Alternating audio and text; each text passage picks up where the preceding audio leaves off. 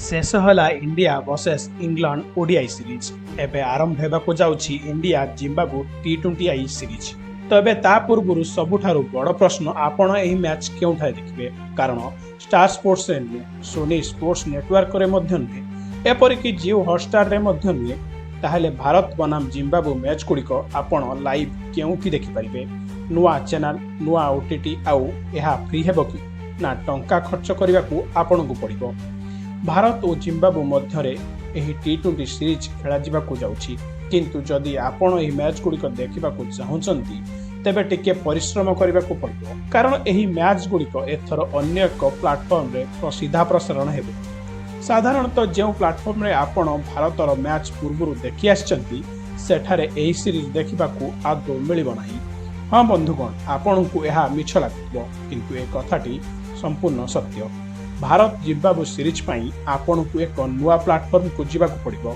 Zimbabwe रे 3टी टी20 match खेल एवं एही सीरीज रे भारतीय दलर अधिनायक रहिबे श्रेयस अय्यर। प्रथम टी20 मैच 23 जुलाई रे हारारे खेल सेहीपरि द्वितीय मैच टी 25 जुलाई रे हारारे मध्य खेल एवं तृतीय तथा सीरीज रो अंतिम टी20 मैच टी 26 जुलाई रे मध्य हारारे खेल एही टी20 मैच गुड़िक आपण को बहुत राति पर्यंत अनिद्रा हेबाकू पड़िबो नाही, कारण राति 12टा किंबा गोटाए किंबा 2टा पर्यंत जागिबार कोनोसी आवश्यकता नाही, कारण मैच गुड़िक संध्या 4:30 रु आरंभ हेबो एवं प्राय 3.5 घंटा मध्य शेष होइजिबो, अर्थात संध्या 8टा सुधा आपण संपूर्ण मैच देखि सारिथिबे। एबे सबुठारु बड़ प्रश्न आसुछि, मैच गुड़िक केउठी आसीबो? जेपरि मु आरंभ रे कहितिली, एही सीरीज अन्य प्लाटफर्म रे प्रसारण हेबो। पुराना प्लाटफर्म कथा कहिबाकू गले स्टार स्पोर्ट्स नेटवर्क रे आपण विभिन्न भाषा रे मैच देखुतिले, किंतु एथर सेठारे एही मैच आसीबो नाही। जदि आपण भाबुछंती जे स्टार स्पोर्ट्स रे न आसीले जियो हॉटस्टार रे देखि नेबे, ताहाले सेपरि हेबो नाही। जियो हॉटस्टार रे मध्य एही मैच उपलब्ध हेबो नाही। एबे आसंतु सोनी स्पोर्ट्स नेटवर्क कथा कहिबा। भारत बाहर हेउतिबा अनेक मैच सोनी रे प्रसारण हुए, किंतु एथर सोनी स्पोर्ट्स नेटवर्क रे मध्य एही सीरीज आसीबो नाही। सोनी लाइव रे मध्य एहार लाइव स्ट्रीमिंग हेबो नाही।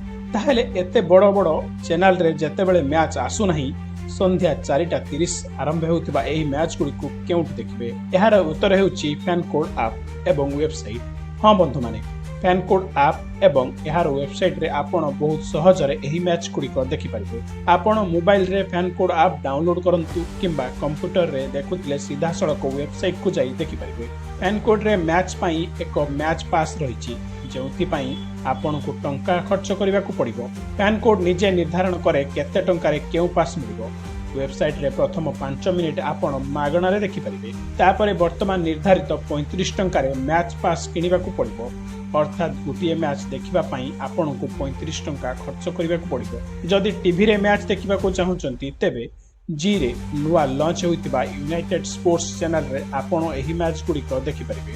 आपण सही चैनल रे फीफा रे मैच रे मध्य देखुथिबे। टीवी रे देखिबा पई आपण सेटअप बॉक्स रे एही चैनल रो पैक एक्टिव करबा को पड़िबो। तेणु फैन कोड एवं यूनाइटेड स्पोर्ट्स रे आपण भारत बनाम जिम्बाब्वे रो समस्त मैच देखिपारे। संध्या 4:30 रु मैच आरंभ हेबो एवं देखिबा कथा रहिला जे श्रेयस अय्यर अधिनायकत्व रे खेलुतबा भारतीय दल आयरलैंड एवं इंग्लैंड रु हारिबा परे जिम्बाब्वे रे केमिति प्रदर्शन करुछि। तेबे भारत बनाम जिम्बाब्वे सीरीज देखिया पई आपण को टिके पैसा खर्च करबा को पड़िबो। एभली आगु ताजा खबर जानिया पई आम चैनल को लाइक एवं सब्सक्राइब करबा को जमारू भूलंतु नहीं। पुणी देखा आ गोटे शानदार वीडियो रे। जय हिंद, जय भारत।